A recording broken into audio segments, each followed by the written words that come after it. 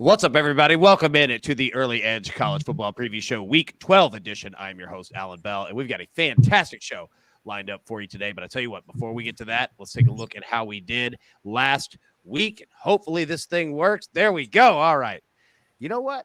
Chip Patterson, you came through for us big in this one. Our man Fornelli going 50%, Fettner going 50%, and Chip Patterson, what is that? 1, 2, 3, 4, 5, and 1. A big week. Tell you what, let's bring the stars of the show. Let's talk about it a little bit. First off, Chip Patterson, hey, the floor is yours, buddy.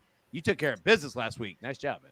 Oh, yeah, and, also handed out some defeats. 4-4 on the Cover 3 podcast, but 5-1 right here. I think the rule is less is more, and whatever I'm giving you on Wednesday is bound to win. So excited to be back with everybody. Excited for the week ahead.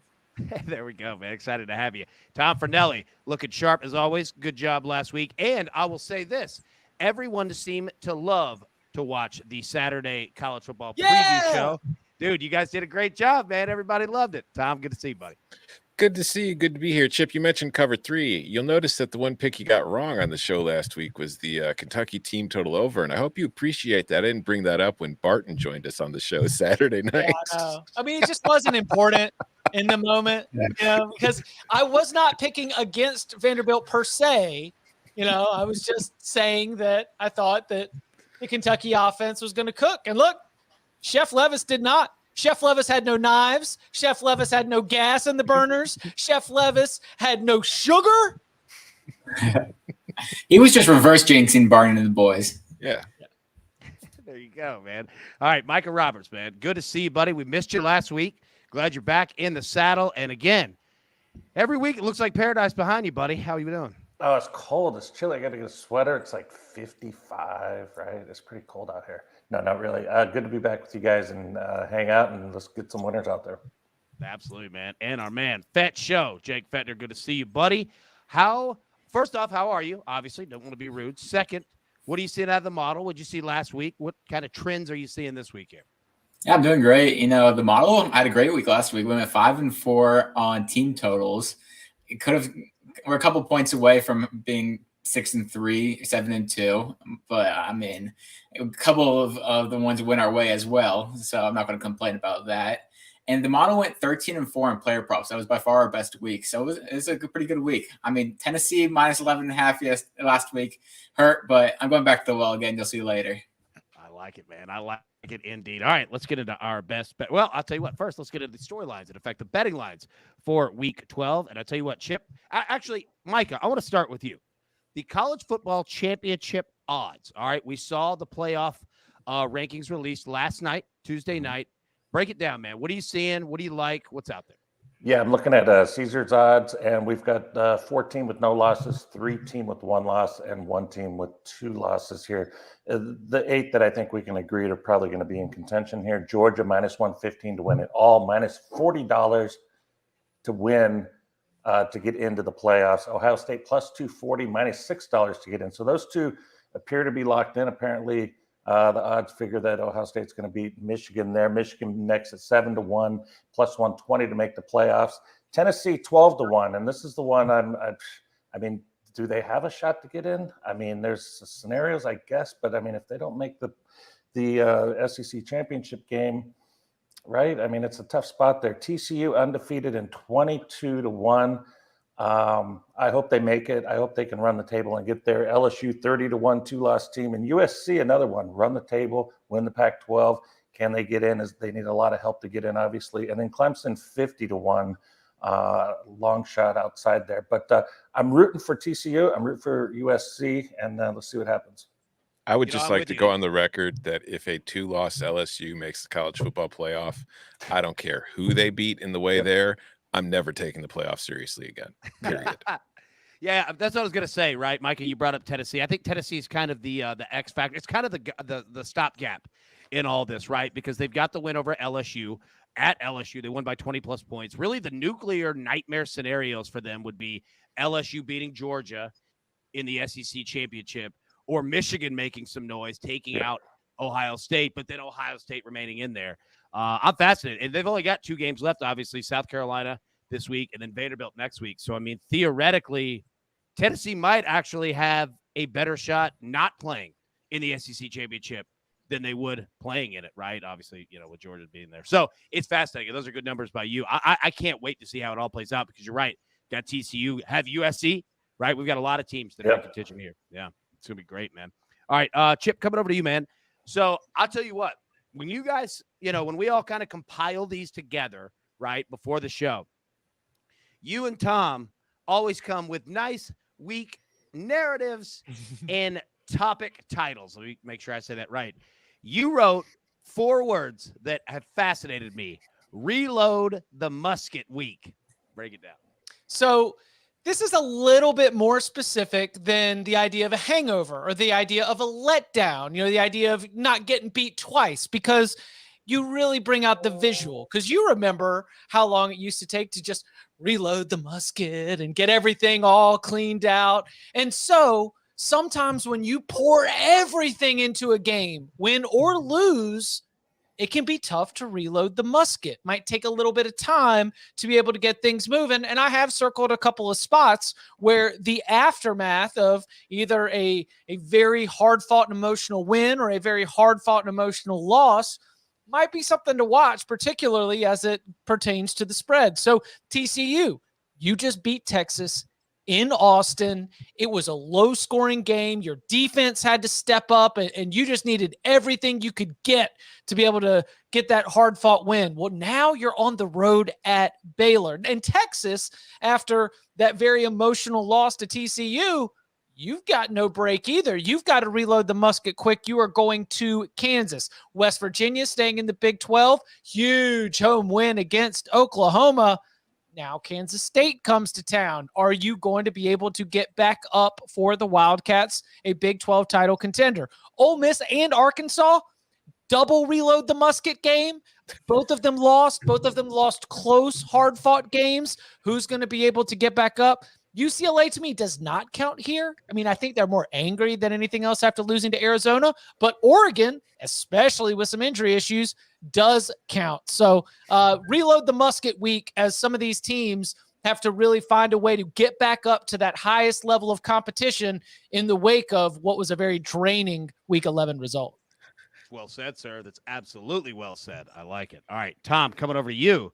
Now, as I just mentioned in regards to Chip Patterson and only needing 4 words, you also only needed 4 words. Bigger fish to fry. Break it down. First of all, it'd be a real shame if somebody made a gif of Chip reloading the musket a minute ago. Real shame.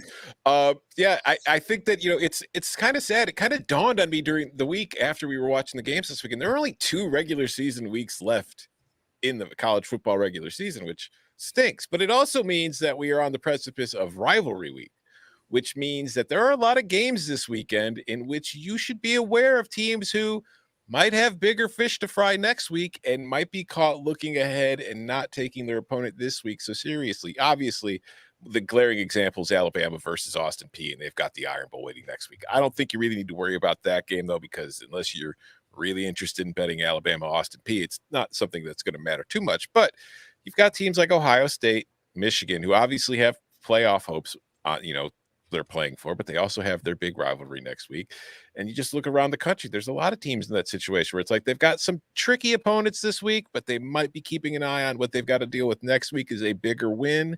So it's just something that you will see with my picks today. There's somewhat of a theme to them that involves the bigger fish to fry principle. That's well said. And you're right. I mean, absolutely. Like, there are teams that are looking ahead to that, looking ahead to 2 weeks in terms of conference championship games, all of it. Dude, well done. Well done. All right, let's get into our best bets for this week. Now, understand, everybody, this is the largest show we've ever had in terms of picks. So you're going to see our guys go through it a little quicker in terms of their breakdowns, because I'm telling you, I've never seen a recap screen that is absolutely filled to the brim, and I love it, but it's going to be a quick moving show. So first, Chip, coming over to you. But AB's got to host something at 4 o'clock. That's also true. So there's a hard out. We'll move as quick as we can. There's a definite hard out. You're exactly right. All right, Chip, coming over to you. First play, we've got Michigan State at home against Indiana. You like Michigan State minus 10.5. Yeah, number 1, something I talked about last week with our storylines. So what is the remaining schedule? How many wins are you away from bowl eligibility? And right now, Michigan State is 5-5, and its final regular season game is at Penn State, a game which they will be underdogs and maybe even sizable underdogs. Indiana at home. This is a gotta have it, leave no doubt game for the Spartans. But level 2 to this, beyond the theme and the narrative, is the fact that I think Michigan State's results during that long losing streak came with the impact of a lot of players who are injured, and some of those players have come back.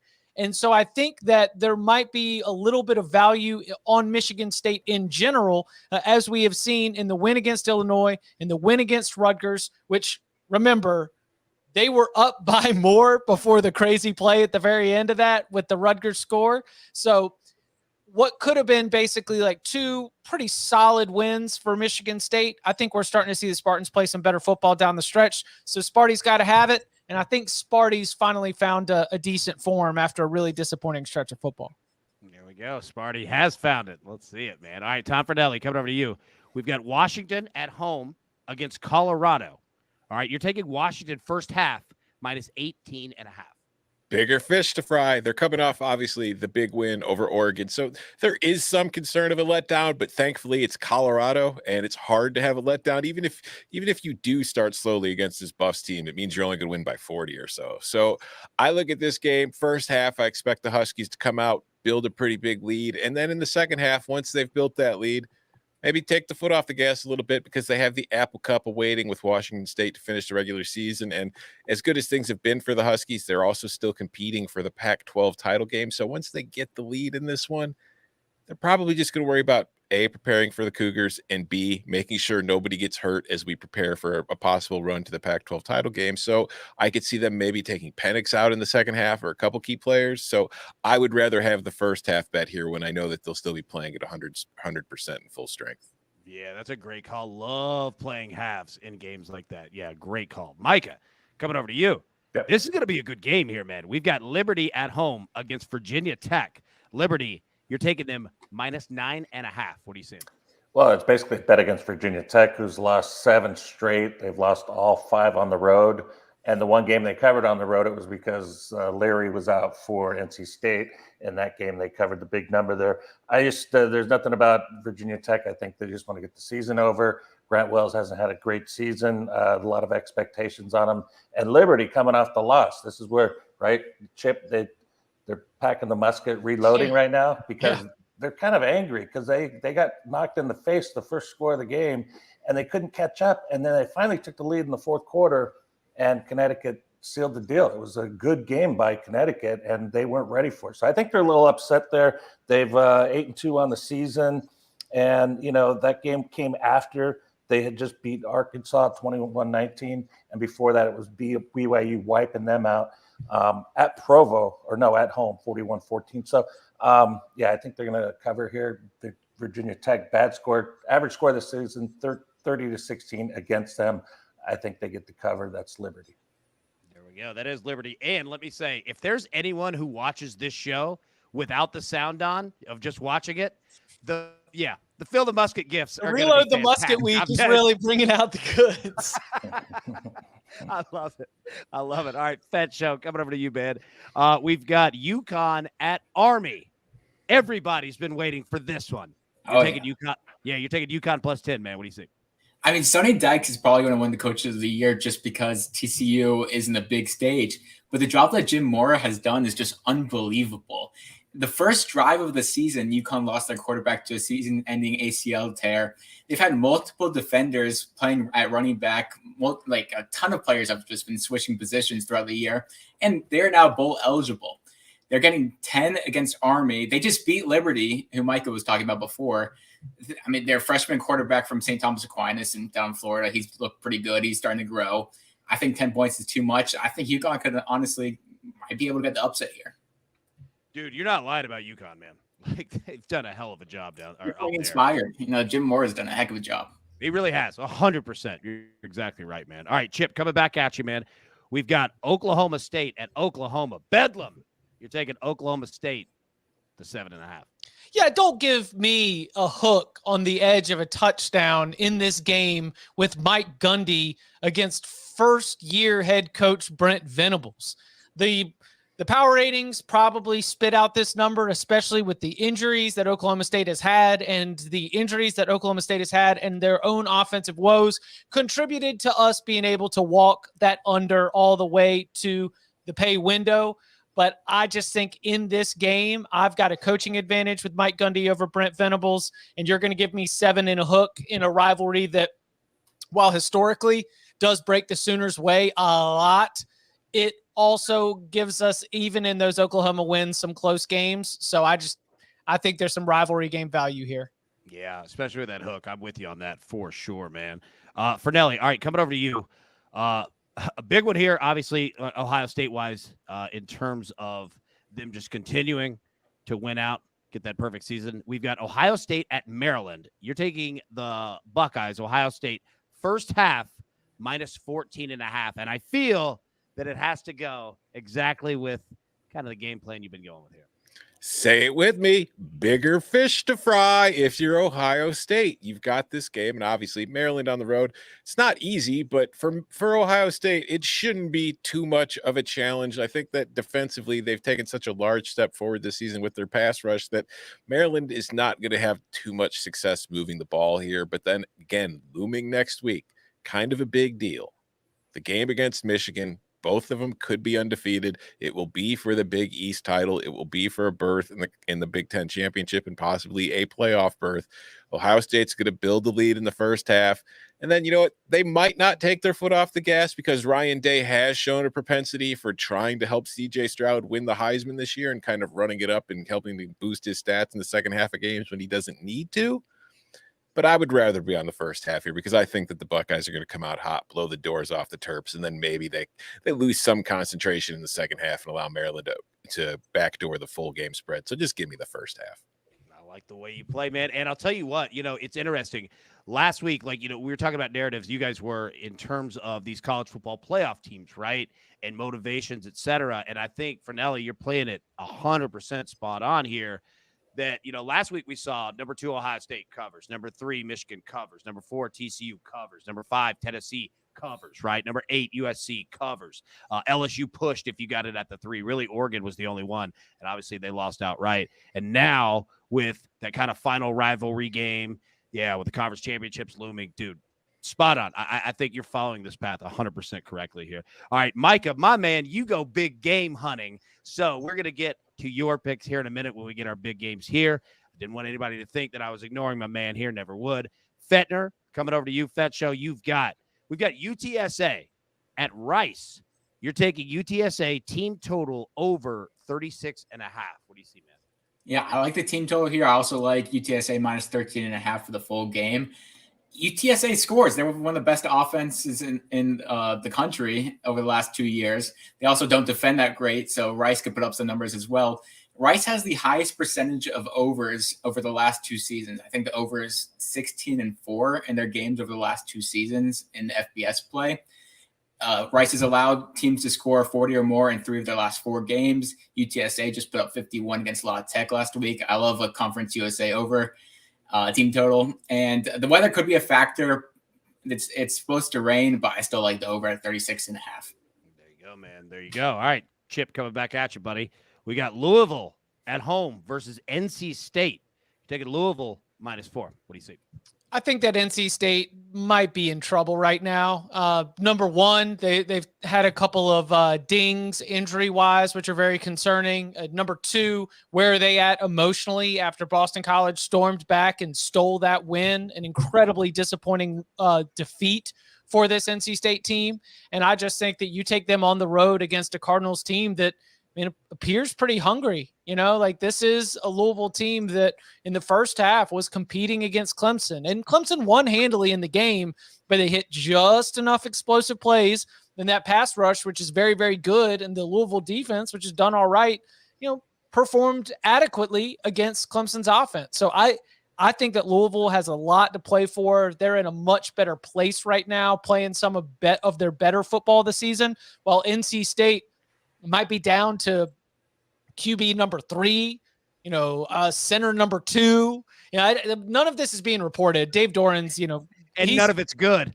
Yeah. Like Dave Doran is putting out a depth chart that says everything's all right.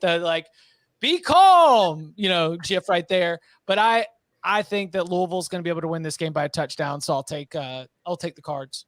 Yeah, that makes a lot of sense there. Yeah, I love that GIF too, like where the fire and explosions are going on behind him. Yeah, that one's good, man. All right, Fernelli, coming over to you, buddy. Kansas State at West Virginia. You like the under 54.5 here? Yeah, I look at this matchup and I think that this total is probably about 3 to 4 points too high. I think that if you look at what Kansas State has done the last few weeks, they have become more, Will Howard, I think, has brought better balance to their offense, but I also think that they've been efficient offensively and they're not really putting together big plays as much as they're putting together long drives. I think defensively they've taken steps forward to slow down their opponents. And I look at West Virginia right now. I don't like the vibes coming off that program at the moment. I think offensively they've kind of slipped to the last few weeks. You just kind of look at the body language and it looks like a team that's kind of ready for the season to be over. But I don't like taking the Wildcats here against the spread because I worry about just possible backdoor. But I do think there's more value on the total. So I think the under is the best play here because Kansas State might also not quite bigger fish to fry with Kansas looming, but they might kind of take their foot off the gas in the second half of this one too. But they've got a Big 12 title appearance to play for, so I don't think that's likely. Yeah, and I'll tell you what, we'll go ahead and stay here real quick because you're also on Louisville -4 against NC State, and I probably should have asked that right after Chip spoke about it. Break that one down, man. What do you see? Yeah, I'm kind of with Chip. Chip shared a lot of my thoughts on this one. I know Chip's the resident vibes coordinator, but I will also say that I am not a big fan of the vibes surrounding NC State at the moment. Just some bad feels coming out of that program right now. Chip mentioned the injuries. It's a banged up team.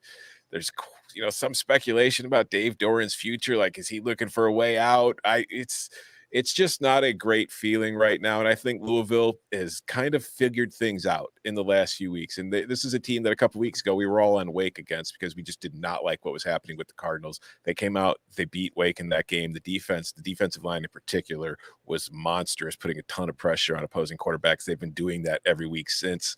And I think that was the biggest problem Louisville had is defensively they offered nothing, but they seem to have figured things out the last few weeks. Malik Cunningham's getting healthy. I just think right now the Cardinals are the better team. And anytime you see Louisville favored by 4 points in this one, considering that NC State is the ranked team and considered the quote unquote better team, that kind of gives you a signal that there might be something you don't know about coming down the pipeline. Yeah, that usually does. Yeah, that's never a good sign at all. All right, Fetner, you promised us. All right. You were breaking down Tennessee. You had Tennessee first half last week. Balls didn't get it done in the first half. They did in the full game. Didn't get it done in the first half. You're going back to the well. Tennessee first half -11.5 at South Carolina. What do you say? Yeah, it was just a terrible backdoor cover last week. Tennessee was driving to go 21. They couldn't get a fourth down, and then Missouri marched down, kicked a field goal to finish the half down 11. But watching that South Carolina-Florida game last week, it looks like South Carolina got their 6 wins, and they're complacent with 6 wins. The Gators put up 21 in the first quarter against South Carolina. The Gators' offense did whatever they want, and Tennessee's offense is much better than Florida's. I think Tennessee should be able to do whatever they want. I mean, I like the first half at 11.5 a lot. I probably like the whole game as well. But it worries me that they might just put their backups in and South Carolina could get a backdoor cover. I think that Tennessee just is much more talented. They're playing for a national championship. And I like them big time here. Yeah. Well, I'll tell you what. It's interesting because, they put up 66 points against Missouri last week, covered, won easily, but they didn't really play that well. Like, there's a stretch there where it was, 26-24? Type of a game. Like, Tennessee didn't play that great. I say all that to say this, that I think that, there's not going to be a lot of brake pedal, with this team. And if they get up big and bring in, backup quarterback Joe Milton, we saw last week, they're throwing deep. Like, that's all that man knows how to do is throw at 6 trillion miles an hour and 2 miles. So, yeah, like anybody that's on Tennessee, like, feel comfortable. They take Hendon Hooker out, like they're still going to put the foot on the gas pedal. All right, Chip, coming over to you. Last 2 plays, we're going to do these back to back. All right. So first one, you've got Boise State, Wyoming under 44.5. Go ahead and hit that. It's gonna be windy in Laramie. Tell our friend Sherry Burris to bundle up, because when it's kickoff time between Boise State and Wyoming, be about 26 degrees and 14-mile-an-hour winds and a sunny sky in Laramie. And by the time the sun sets, it's going to be about 19 degrees. And while our wind has cooled off a little bit, sun powers the wind, sun goes down, wind decreases, we're still blowing at around 10 miles an hour. That real feel is going to be close to single digits. And these are, in Mountain West Conference play, the two best defenses in the league. So we've got conditions. We've got X's and O's, matchups. We're going under in Laramie. Come on. And finally, UAB plus 14.5 it would just be hilarious. All right, I'm just going to say it. Okay. LSU. They're at LSU. LSU has punched its ticket to the SEC West.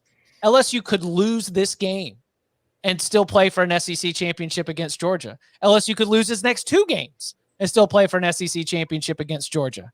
And UAB is fighting for its life out here. We told you about Circle the Dragon Saturday last week. And what did UAB do? They went ahead and covered that number. It was a dogfight with North Texas, and they won that game by 20 because they circled the daggum Dragons. And I'm just saying, if UAB goes into Baton Rouge and plays against an LSU team that, I don't know, what would you see from Fayetteville that says this team is going to definitively blow everybody out from here till the SEC championship? I'm just saying it would be hilarious. Give me the Blazers plus 14.5. I like the way you're thinking on this. And also, if anyone watching this show or knows someone that is involved with a news station in Laramie or Wyoming in general, we have got to get Chip breaking down the weather on their broadcast. Tom is the OG weatherman. I was actually remembering that on the Cover 3 podcast, maybe even back when it was the 24/7 Sports podcast, we would play the audio track of Make It Rain while Tom just ran through weather unders. Okay. You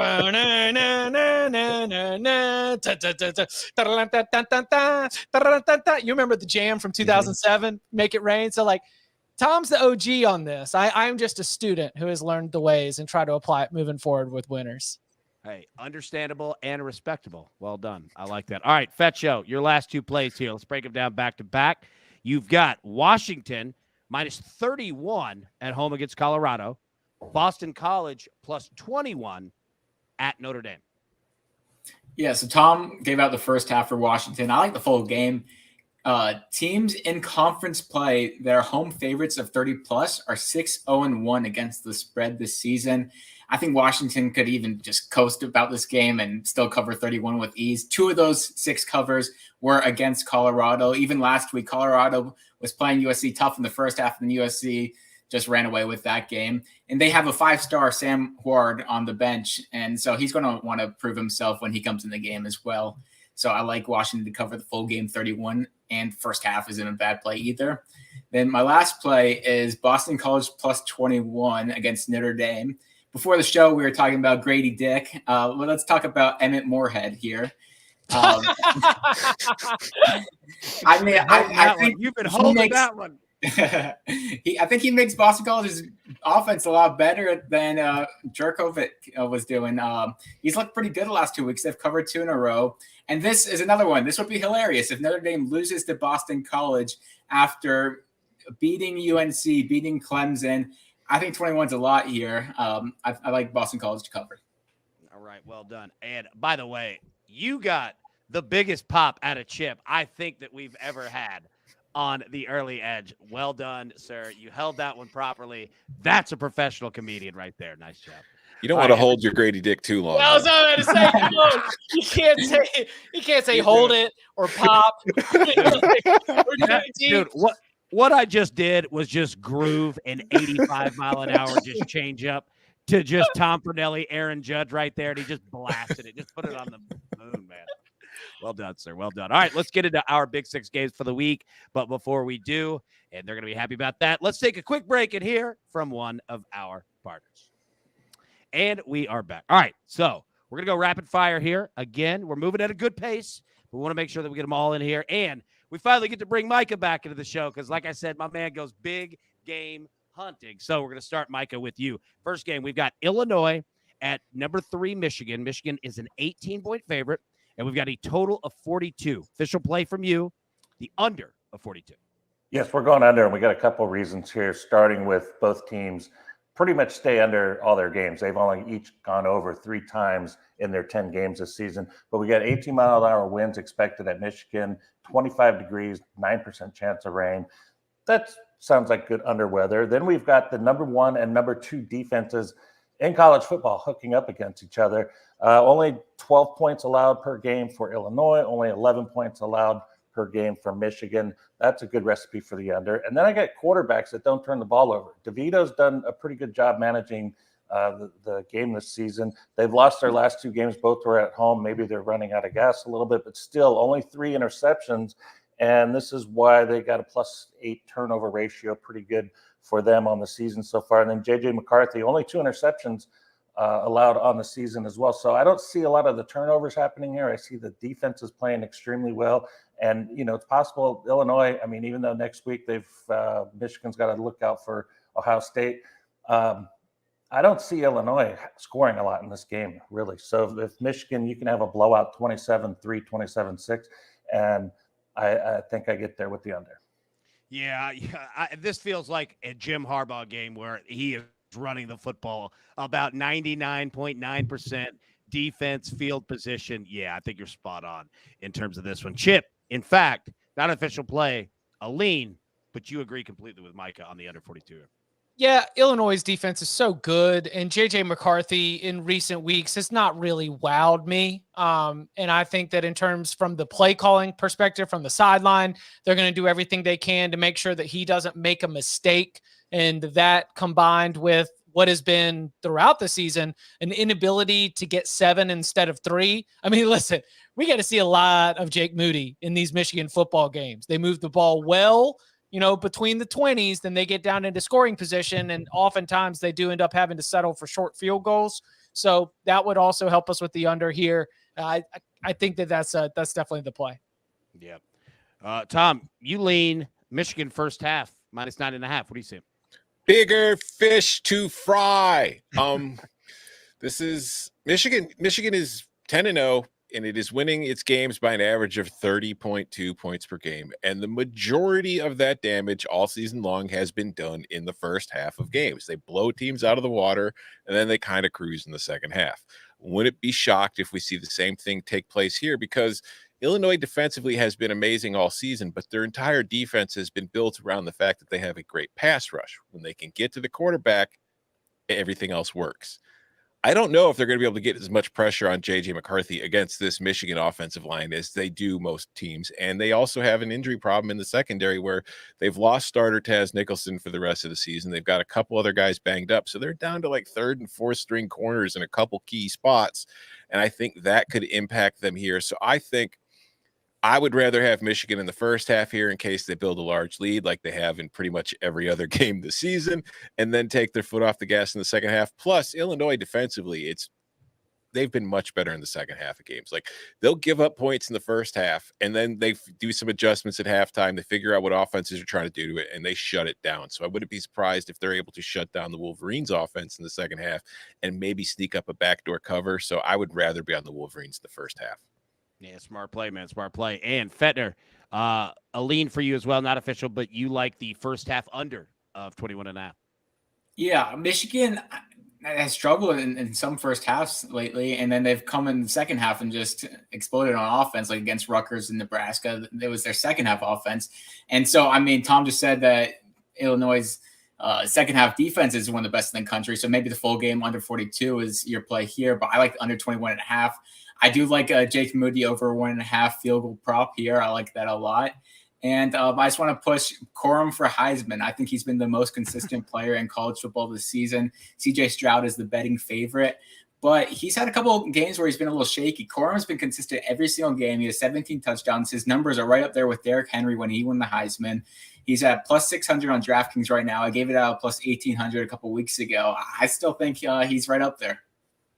I like that you're bringing plugs on here now. I like that. You're just popping it in like, oh, yeah, I mean, Stephen O and I are trying to make the push for Shai Gilgeous-Alexander for NBA MVP. I'm just going to plug Corum for Heisman as well. There we go. You know what? This is the platform to do it. I like it. All right, get into the next game here. We've got fourth-ranked TCU, -2.5 at Baylor, a total of 57.5. Micah, coming back at you, man. You've got two things that you like officially on this game. You like TCU -2.5. You also like the over 57.5. What are you seeing, buddy? Yeah, TCU and over has been a good bet pretty much all season long, right? 8-1-1 total against the spread. The last 2 years, it's been TCU and over. The last 3 years, it's gone over. And Baylor, just after last week, not a good performance offensively. That's a couple straight games. Ben Chapin did not have good outings. But I look for him here to stand up and try to do something that maybe Texas could have done last week. I think it'll be a much more competitive game, and Baylor will stand up here in this spot. They've gone over 6 of their last 7 games. Baylor has at home, 47 degrees, not too cold, colder than it is here, and 13-mile-an-hour winds. Something to look for there. But Max Duggan, the game manager, just absolutely impressive. He doesn't have to shine for them to do well, and I love that about this team. And they're just resilient. I mean, every week they're like, oh, TCU's going to fall out. They look at the polls, the TCU's going to fall out. Like, it is just an impressive performance each week, a gauntlet that TCU runs on, and not only win, but cover the spread. I love that too. So this is the ratings-wise, Baylor, I mean, they're only like 4 points less on a neutral field. So Baylor can play. This is a game that they're going to play well in and score. So TCU win late and the over. I like it, man. Dude, and you know what? You're 100% right about TCU. I mean, they just keep coming. Like, they just do not stop. They don't quit, man. This team is resilient 100%. And I'll tell you, you like both of those plays, obviously, and you've got reinforcements from the entire crew here on both sides. So Tom and Fetch Show, you both lean to TCU -2.5. So Tom started. Fetner, follow him up. Yeah, not an official play, but I just don't think, if you look at Baylor defensively, I think that plays well to the over as well. Like, defensively, the Bears are not nearly as good this season as they were last year. You know, when they were winning the Big 12, and specifically on the ground. Like, when you look at this TCU team, there's a ton of time we spend talking about Max Duggan. There's a ton of time we spend talking about receiver Quentin Johnston. Who we don't spend as much time talking about is the guy who made the biggest play in the game last week to seal the win over Texas, running back Kendre Miller, who has rushed for 1,147 yards and 13 touchdowns in this offense. And I think that he is poised to have another big game against a Baylor defense that has really struggled to stop the run all season long. And I think that is going to be the one reason why, if I'm breaking this game down in any specific way, I want TCU laying the points. I think they're the better team. I think they will be able to run the ball very effectively against this Baylor defense, and I think that will be enough to get them the win and the cover. Fetch Show. Yeah, I agree for very similar reasons. I was watching that Baylor-Kansas State game last week. I was on some Deuce Vaughn props. My guy Deuce Vaughn ran all over them, and I think Kendre Miller will have similar success. Last season, TCU ranked 127th out of 131 teams. They were 2-9-1 against the spread. This season, they're first at 8-1-1 after Tulane lost. They just cover. They win and cover, and I like them -2.5 here a lot. All right, there we go. Now, Chip, not official play, but a lean. You lean over 57.5. What do you see? Baylor's defense, has Baylor's defense has a head coach who is a defensive coordinator who I respect very much as a great defensive mind. And I thought that last year's Baylor defense, I would always say that, their height, weights, and speeds didn't always look impressive, but they were in the right place at the right time. And I just think that this Baylor defense, you can move the ball against it. And I think that Miller is going to be the key to that 100%. And then I also think that, TCU, its rush defense they got to reload that musket. That TCU defense just played a terrific game against Bijan Robinson 1 year after Bijan put up more than 200 yards of rushing yards against TCU. But Baylor's rushing attack is pretty good too. And a lot of that run defense comes down to focus. It comes down to, effort. It comes down to really being on it. This game's a little bit early kickoff. I kind of think both teams are going to get loose. Yeah, I kind of agree with you there, man. I agree with you there. All right, next one here. We've got 14th ranked Ole Miss, A 2.5-point favorite on the road at Arkansas, a total of 61. Micah, again, you're ups, man. You've got an official play here. Arkansas plus 2.5. What do you got, sir? Yeah, I think they circle the wagons and get the deal done here. This is a team, they started 3-0, so many expectations, and then it's just one loss after another. And I don't know, I guess the Liberty loss would be considered the worst one of the run, but the loss last week to LSU, KJ Jefferson should be back this week with the shoulder. But the stats, the trends. So I got all the desperation there. I've got kick them when they're down. Ole Miss, they've lost 2 of the 3. Jump in on some of that, get some of that action. But over the years, it's just amazing how Arkansas 8-1 against the spread the last 9 meetings. Mississippi State won 52-51 last season. But overall, underdog 10-1 ATS the last 11 meetings. There's so many things here, and it's like I know Arkansas is better than 5-5, but they can get a bowl bid too. So let's take care of all this in one swoop and kick Ole Miss when they're down. Yeah, and I got a feeling Sam Pittman's going to have the boys going. And whoever put together Arkansas' schedule this year, my God, they did not do them any favors. Because you're right, they're better than a 5-5 team. That has been a gauntlet that they've had to run through. So I like that play there. All right, Tom, Fetch Show, you both lean on the under 61 here. Fetch Show started off. Tom, finish him up. Yeah, I don't mind Arkansas plus 2.5 if KJ Jefferson can stay healthy. But the problem is he doesn't stay healthy. I don't trust him to stay healthy enough. So I do like the under here. If Hornsby comes in, I like them to slow it down. There's going to be a lot of running in this game. Ole Miss has been run first this season under Dart. They don't have that air raid attack this year. Quinshon Judkins has been a beast this year. They've been keeping the ball on the ground. I think Arkansas's defense could limit them a little in terms of explosive plays. I like under 61 here. Tom, what do you got?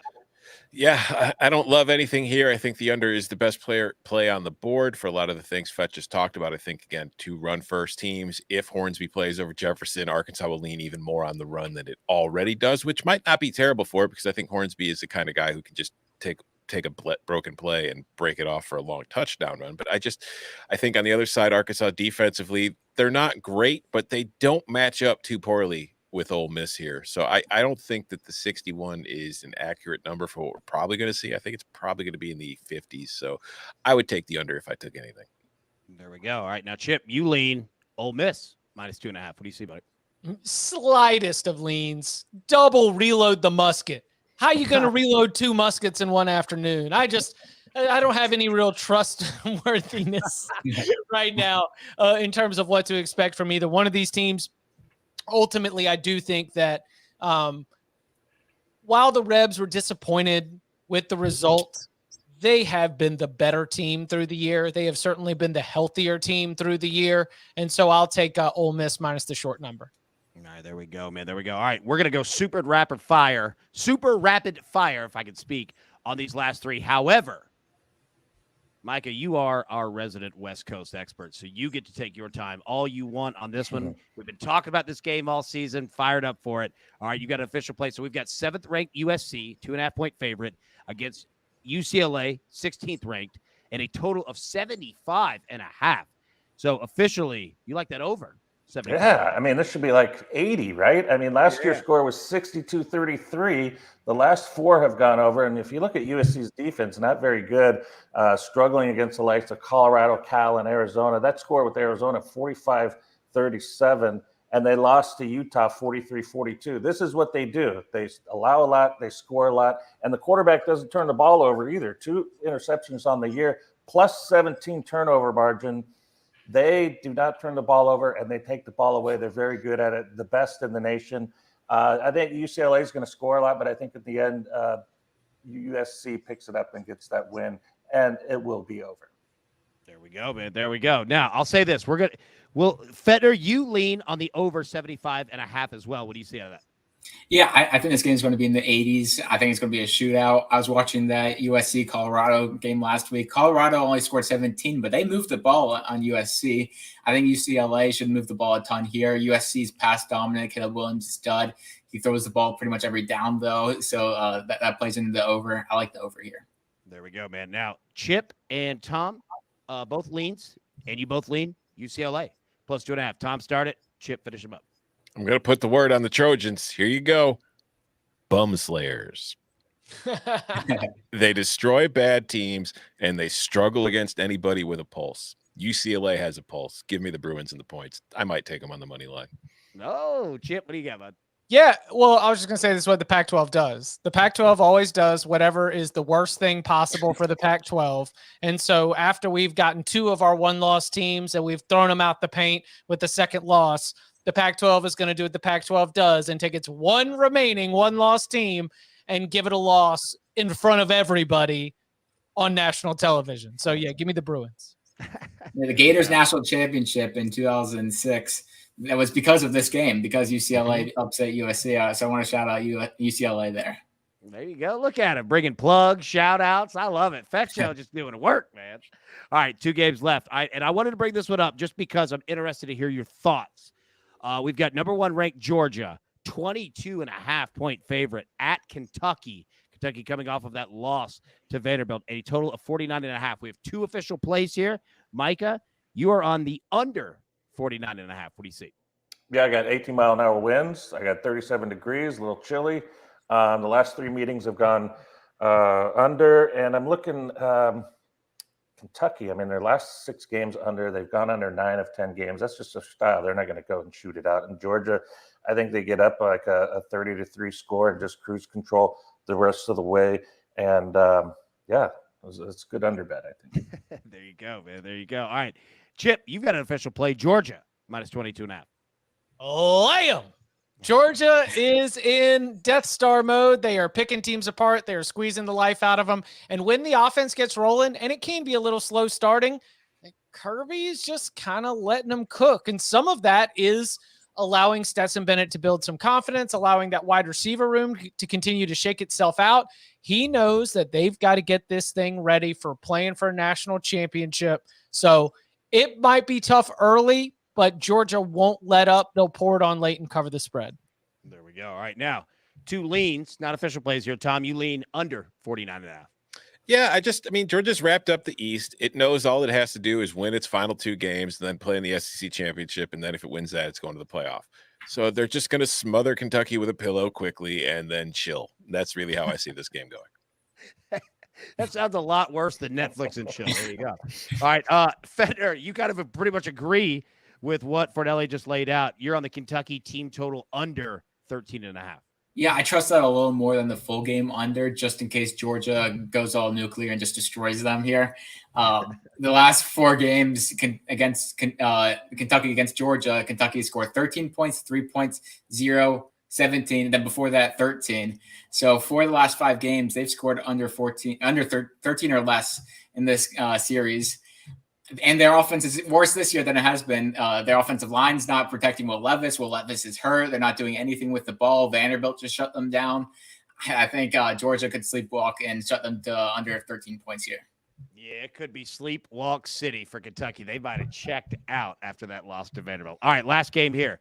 10th ranked Utah at 12th ranked Oregon. Oregon, a 3-point favorite, a total of 61.5. Micah coming right back at you, buddy. You got official plays, Oregon minus 3 and the over 61.5. Yeah, I think this will be a high-scoring game. That's Oregon's going to score, Utah's going to score, so we got that to worry about. All we got to do is just win by more than 3, and I think Oregon can coming off that loss. They had 592 yards in the loss to Washington. That's crazy, but they've covered 6 of their last 7 home games.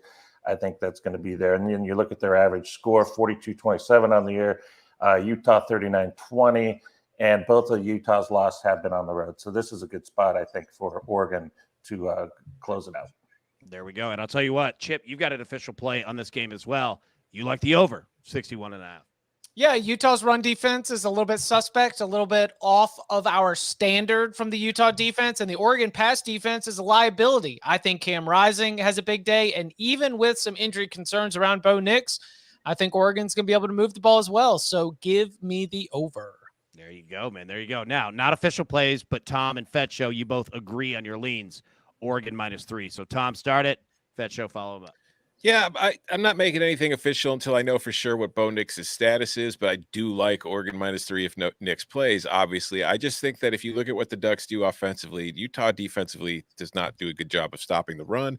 I think that is something the Ducks can exploit to their benefit time and time again. So I like Oregon here laying the points. But again, until we know what the status is with Nix, I'm not making anything official on this game. There you go. Fetch up. Yeah, I mean, assuming Nix plays, I really like Oregon -3. I think Bucky Irving could have a ton of success against Utah here. Oregon just lost their big home streak at Alton Stadium, so it's time for a new one to begin. I think they're the more talented team. Utah's defense has some holes this season. Oregon played like a road dog at home last week, which is why they lost to Washington. They were going for it on fourth downs. They're getting too cute. But I think Dan Lanning will learn from last week, and they'll win this week. There you go, man. There you go. All right, everybody, grab your paper, grab your pencil. I hope that this works. We have had some tech issues here, and it does. It's glorious. All right, so like I said, this is the deepest recap we've ever had. Micah Roberts is on Liberty -9.5, Illinois, Michigan under 42, TCU -2.5, and the over 57.5. Arkansas +2.5, USC, UCLA over 75.5, Georgia, Kentucky under 49. Oregon -3 and the over 61.5 between Utah and Oregon. Tom Fornelli is on Washington first half -18.5. Ohio State first half -14.5. Kansas State, West Virginia under 54.5. Chip Patterson is on Georgia -22.5. Michigan State -10.5. Oklahoma State +7.5. Louisville -4. Tom Fornelli, you're also on Louisville -4, correct? Correct. Yeah, I want to make sure I got that. I think I left it off there, but he is on Louisville -4 as well. Utah, Oregon over 61.5. Boise State, Wyoming under 44.5, and UAB +14.5 at LSU. Jake Feder, you are on UConn +10. ESA team total over 36.5. Tennessee, the first half -11.5. Washington -31, and Boston College +21. So boom, you guys crushed this show right on time. We have 1 minute remaining. And as we always do, I want to make sure I give you guys time to plug what you're working on, what we all need to know. So, Micah Roberts, what do we need to see, my man? Not much, man. NASCAR season's over. Just starting college basketball, trying to shake up my ratings a little bit. But all's good from here on out. Here we go, man. I love it. Tom Fornelli, go ahead. Cover 3 podcast 3 times a week, Monday, Wednesday, Thursday, 11 a.m. Tuesday nights, we got the reaction show to the CFP rankings. And as long as it's not between a basketball game that goes to double overtime, it usually should be around at 7:20 Eastern. And then, of course, Saturday night, live reaction show to the day's action, usually at 11:30 p.m. Nice. That's 5 days a week, youtube.com/cover3. Come check us out. Nice. And Saturday, what time? How do we watch? 11:30 p.m. East. Oh, Saturday on CBS Sports HQ, we have not officially gotten our marching orders yet, but you just watch it anyway. College football pregame delivered by Papa John's, home field by Verbo. Come hang out on CBS Sports HQ. There ain't no other pregame shows in America, just the one on CBS Sports HQ. Not any good ones anyway. Dude, I was going to say, there's no way I could follow that up. So, everybody, thank you so much for tuning in. We really do appreciate it. And we will be back live next week, same time at 3 p.m. Eastern, to break down the final week of the regular season of college football. But until then, everybody, best of luck. Let's cash these tickets. We'll see you next week. Thanks.